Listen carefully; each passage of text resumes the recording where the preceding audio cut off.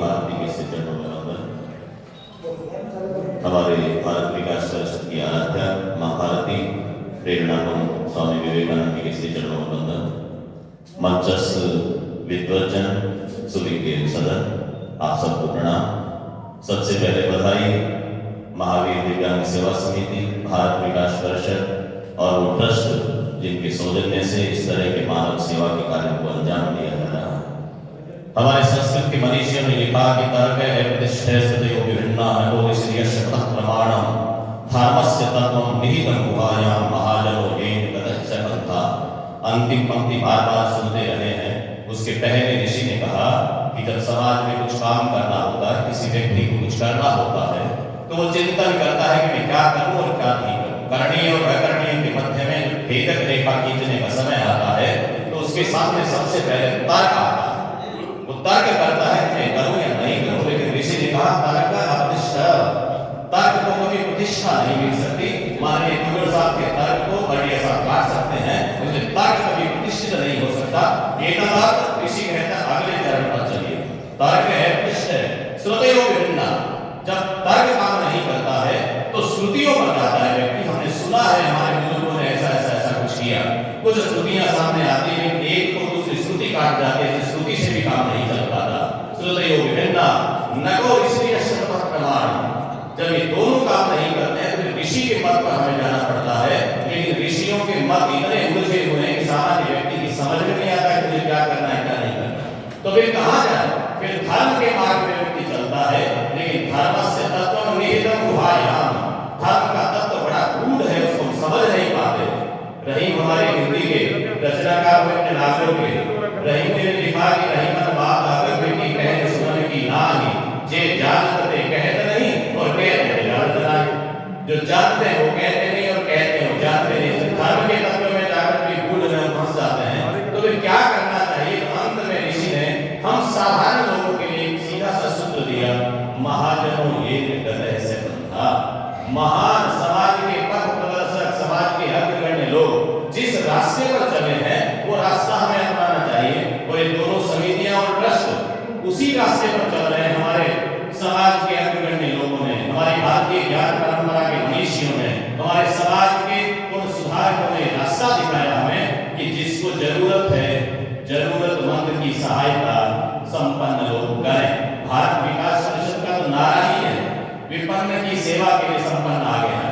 और मंच में बैठे हुए लोग इतनी संपन्नता से मां भगवती वैभव लक्ष्मी की कृपा से इतने पंडित हैं कि कुछ भी कर सकते हैं समाज के लिए। इस तरह के कैंप लगाया जाना, इस तरह के शिविर लगाया जाना, समाज दो ही प्रकार के लोगों को याद रखता है। या तो कुछ करने ऐसा कुछ करता है कि उस पर लिखा जाए, या ऐसा कुछ लिखा जाए जिस पर किया जाए। दो ही तरह के लोग जिंदा है। इसलिए आप लोगों के पास में मां भगवती लक्ष्मी की कृपा से वो सब कुछ है जिससे समाज को दिशा दिखा सकते हैं। समाज के उन जरूरतमंद लोगों की आवश्यकताओं की पूर्ति कर सकते हैं। किसी के घर के दीपक की लो ऐसे ऐसे डोलते डोलते मंद होने को बुझने को है, उसको आप जला करके रख सकते हैं, उसको आलोकित कर सकते हैं। ये शक्ति आपके पास में है।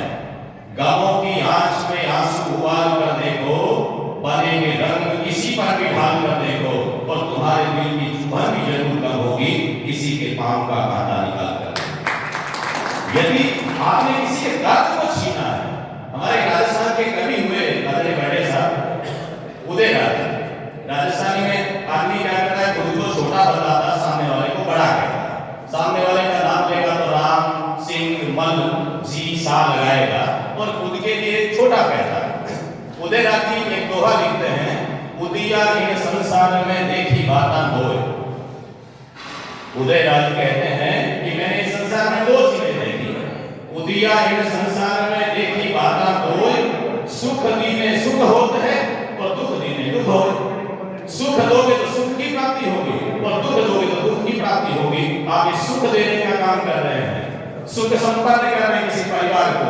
आज वो लोग जिनको ईश्वर ने कहीं कहीं एक अंग में कहीं कोई कमी रख दी गई, उसको पूर्ण करने के लिए आप आगे आ रहे हैं। इस दृष्टि से आप एक जगह भगवान का काम कर रहे हैं। कर्ता ने जो कमी रखी है उसको पूर्ण करने का काम आप कर रहे हैं। इसलिए इन समितियों को भारत विकास परिषद, महावीर दिव्यांग सेवा समिति, ट्रस्ट और आप तमाम जो भामाशाह यहाँ पर विराजमान हैं, जिनके सहयोग से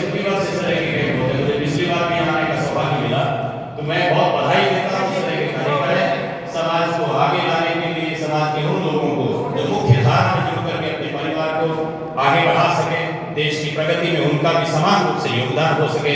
इसलिए समाज के संपन्न लोगों का ये दायित्व है कि वो जरूरतमंदों का सहयोग करें और ये परिषद समाज सेवी संस्थाओं का दायित्व यही है। मैं एक आग्रह के साथ में बात पूर्ण करता हूँ।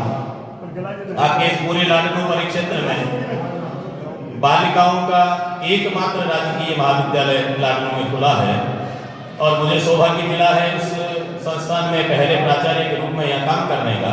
हम कोशिश करते हैं, इधर जैन विश्व भारती के अध्यक्ष महोदय विराजमान है, बढ़िया साहब हैं, लड्डा साहब हैं, कभी कभी आप लोग भी सभी महाविद्यालय पधारें, आपका अपना है। सरकारी कर्मचारी का कुछ पता नहीं है, मैं यहाँ हूँ, अभी यहाँ से कॉलेज पहुँचूँ तब तक आदेश आ सकता है, मुझे दूसरे कॉलेज में जाना पड़ सकता है, लेकिन आपकी संस्था है। शिक्षा राज्य का काम नहीं है।